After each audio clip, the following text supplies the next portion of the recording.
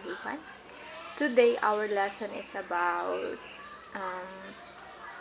production planning. It is the quarter 2, lesson 13 to 14. So after going through this lesson, you are expected to conceptualize an idea for an art production, identify the subject and medium of an art piece, identify the elements and composes the production plan, and create your own artwork. So, what is production planning? Production planning is all about creating a guide before starting a production. In this way, it is way easier to do the production when you have a guide ready for you. Production planning utilizes the resources that can be used later. The specific procedures will let the producer have control over the happening on the set.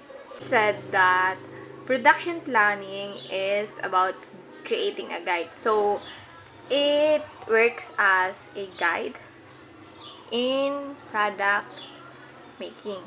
So, ito yung nagsisilbing gabay para hindi malito ang isang artist sa paggawa ng kanyang product.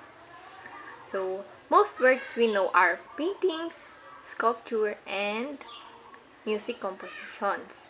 Art manifested in different forms, like in singing, dancing, and acting, and could be seen in day-to-day lives.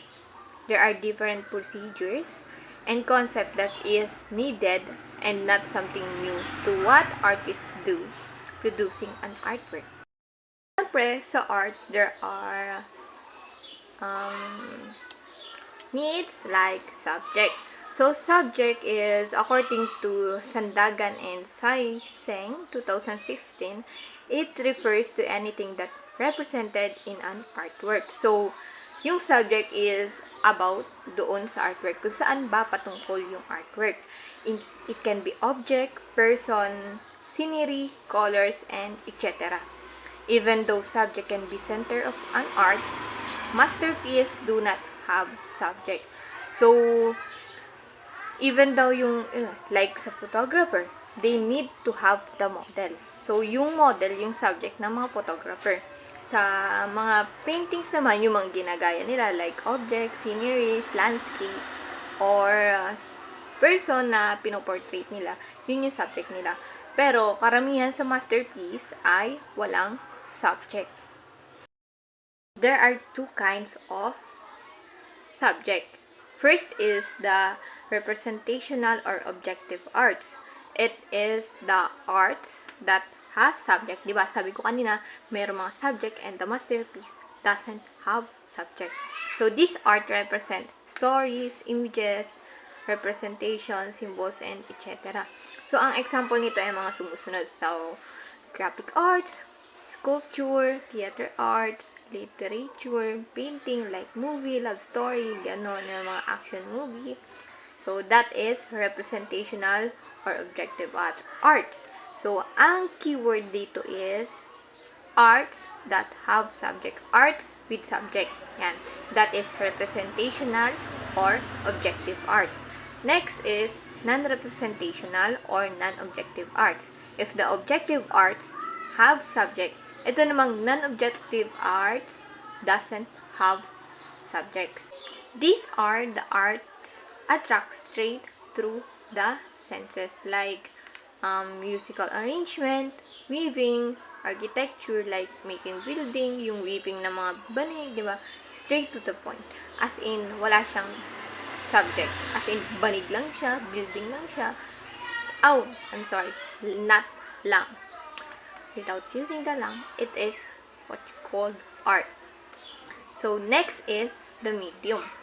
Refers to the materials used in artwork. Siyempre, hindi ka makakagawa ng artwork kung wala kang material.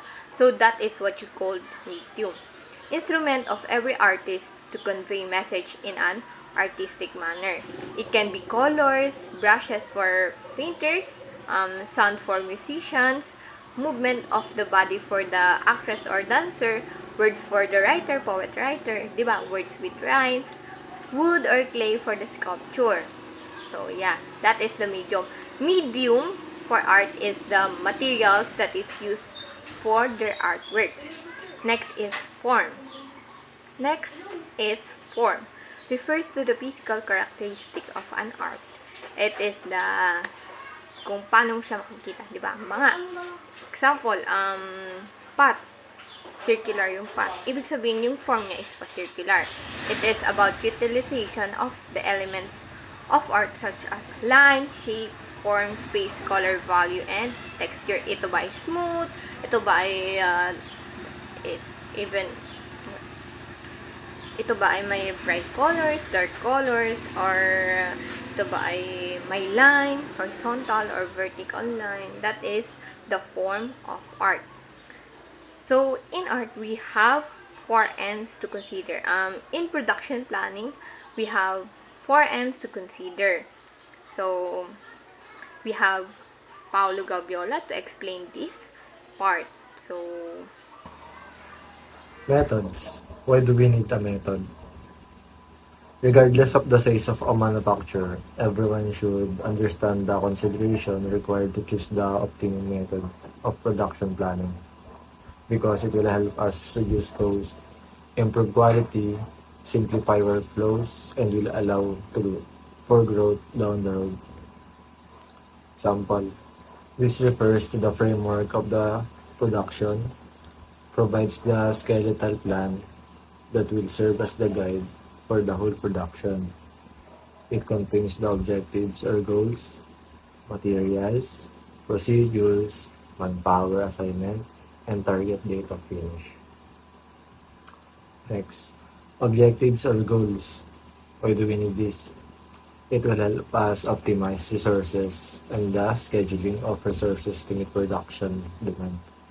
Example, expected output or result of the production must be smart, specific, measurable, attainable, relevant, and time-bound. Title or name of production refers to the name of production. Halimbawa, kanya-kanya yung pangalan, bahala sa buhay nyo, ganun. Should be the one to cut the audience attention. Target audience. Target audience is important because this will help us businesses advertise more efficiently as you know who you target, who your target audience is, and how to reach them. Example, refers to the group that is primary target of the production, procedures, the activities that need to be done. Venue or platform. The venue is important because it sets the tone for the event and impacts the guest experience. A well-chosen venue can enhance the event theme, provide the right ambience, and facilitate guest comfort and convenience. That the, the space that you will use to execute the production. It can be physical or an online platform. Date of implementation or target date of finish. The expected of production launching date. Yeah. Materials refers to the artwork presented on a production, such as a script on a drama, music and lyrics or choreography. It is the center of the production that consists the concept that is expressed through art. Artwork presented to production is script on a drama, music and lyrics or choreography to presented in the center of the production that consists. Machine refers to the medium machinery tools or equipment to be used in a production. Kailangan natin ng mga machinery tools or equipment para mapaayos natin ang production on theater production. Kailangan natin syempre ng physical materials such as stage lighting, sound systems, or anything technical medium. Manpower refers to the team of people assigned to a specific role. Because of them, the whole process of creating the production can be fun and it will be easier to accomplish. Director, producer, choreographer, dancer, artist, or crew. Manpower is about the people who is doing the role and the procedure of the production. Thank you for watching. I hope you learned something.